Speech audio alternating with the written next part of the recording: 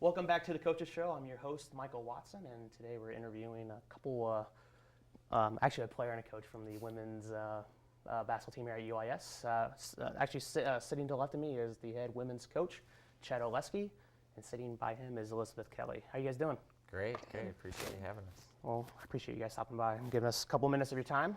During a busy time and a game tomorrow too, so looking forward to it. But I'd like to start off by asking a question to you, Coach. You guys just got back from a road stand, and I wouldn't mind getting your overall thoughts about that road trip. It's always, anytime you go on the road, it's always going to be difficult, especially when you get into your conference. We started the weekend off at Rockhurst, which we beat them here last time we played them. It was kind of a strange game. Not a lot of points were scored. At halftime, we were up 8. And I just really didn't feel like the second half we came out really ready to play. It was kind of, a long period of time. We led for a long time, and even the second half, they just kept chipping away. And I think it was right around the 2-minute mark. It might have been just under the 2-minute mark. They finally took a lead. And then we just didn't have enough to get it back, and ended up losing by one possession at their place. And that was a big game. It was. We're battling with them and Drury really probably for basically probably the last spot going into the conference tournament, so that was tough.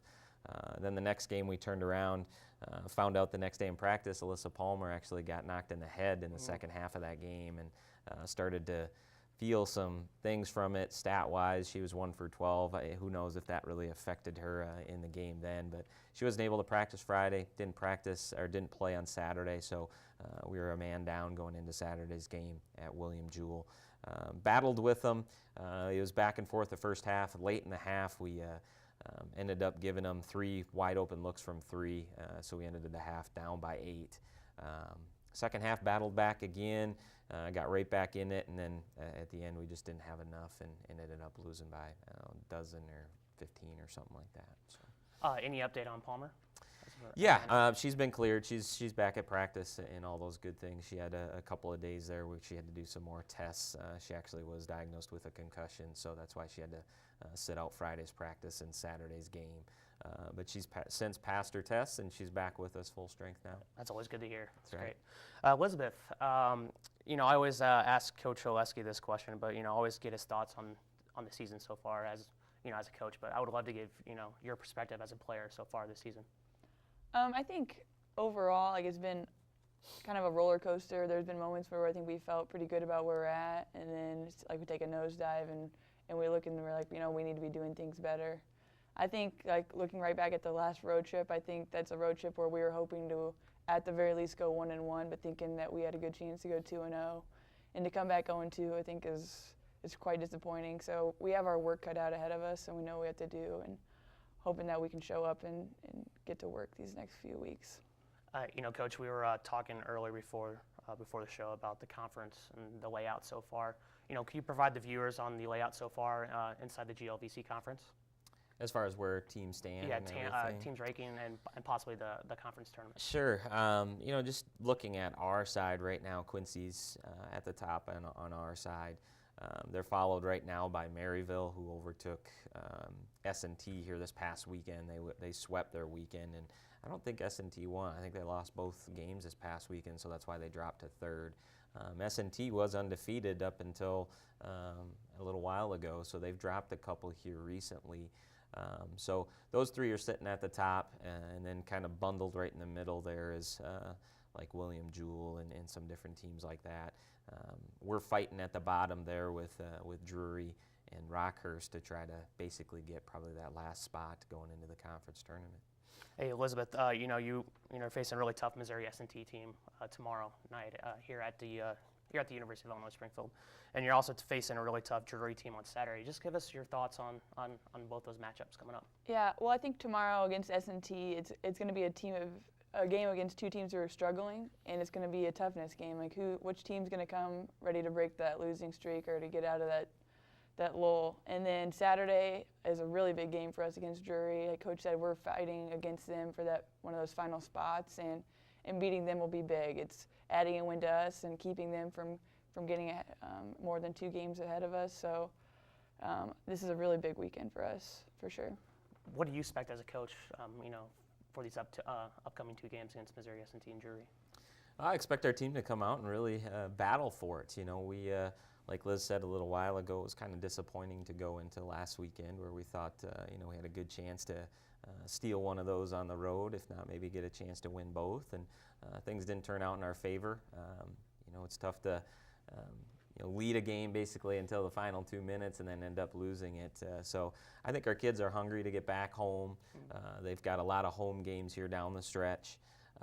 So hopefully we can, really show up and battle for some of these teams it's going to be important games as far as seeding and different things trying to get into that conference tournament. So this S&T game, we battled with them until the last 5 to 10 minutes of the game at their place. It was basically tied.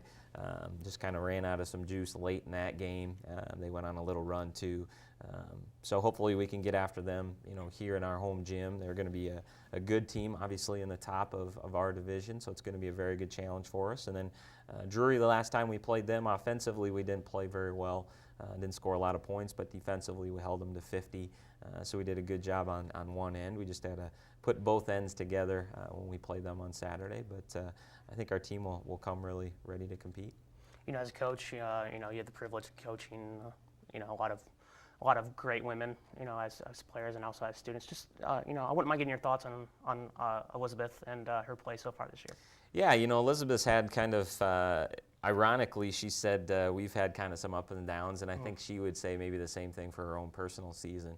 She started out the year, we didn't know much about our players and started to learn some things, and boy, we went into our exhibition games, and Elizabeth really showed that she's a player that plays with a ton of heart. She was flying all over the floor, getting a ton of offensive rebounds. She even flew into the stands and cut her hand wide open, and had to get some, I don't know if she had stitches or whatnot, but she had some, kind of bandages had to be placed on her hand, got back into the game. And so she really showed us as a coaching staff and our team that that's some player that's really going to compete. Right around Christmas time, she ended up spraining her ankle, which I think slowed her down for a little period of time. It really affected her, maybe her effectiveness on both ends of the floor. I don't think she moved as well based on that. We found out she had some bone spurs and some different things in her ankle. It took a long time to get those out of there. But I think here recently, the last 2 to 3 weeks, she's back to the Liz of old where she's playing really hard, competing. She's getting a ton of offensive rebounds, just doing all the, people are going to claim that it's dirty work, but it's certainly something that good teams are going to have those elements, those people that compete. And she brings that toughness level to our team. She's been elected a team captain, so she certainly leads our team too, and she does a great job for our team. Hey, Elizabeth, as a player coming into this season and having a new coach and Coach Oletzke, I wouldn't mind getting your thoughts on his overall philosophy as a coach through a lens of a player. Yeah, well, I think one thing that was clear early was that we were going to have to pick up the intensity, especially on the defensive end. And if there's one thing that I think our team has improved on since last year with Coach coming in is our defense is a lot better. We've been holding teams to, a decent field goal percentage and stuff, much better than we were last year. But I think the number one thing that Coach is broad and is trying to instill into us is to compete every day, every possession, and to bring a lot of energy. And I think it's still a work in progress, but it's definitely something that's a big focus of his and it's a big focus of ours moving forward. All right, Coach, I always ask you this, but we need 2 wins coming up. What are some of the keys to 2 victories? Sure. S&T has a really good inside game. They're big kids inside. They're 4 position. She leads them in scoring right at about 15 points a game, and she's just a rough and rugged, tough inside player. She really battles. She's going to be very physical. She draws a lot of fouls. And then their 5 players really big too. She's 6'2", and she's physical and those types of things. So that's going to be a key, is trying to limit or contain their inside presence as much as possible.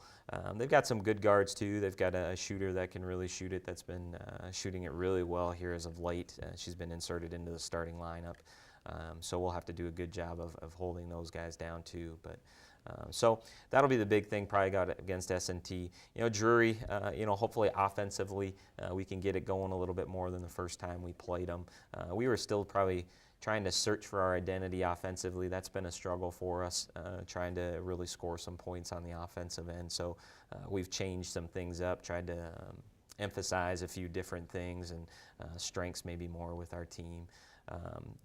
I've seen a little bit of film on them. It's been a while since we've played them, but it seems like they might be doing a few different things this time. So it may be something where we have to adjust a little bit to what they're doing too. I think I've seen a little bit more zones and different things by them. So that'll be something that our team will have to adjust to as well.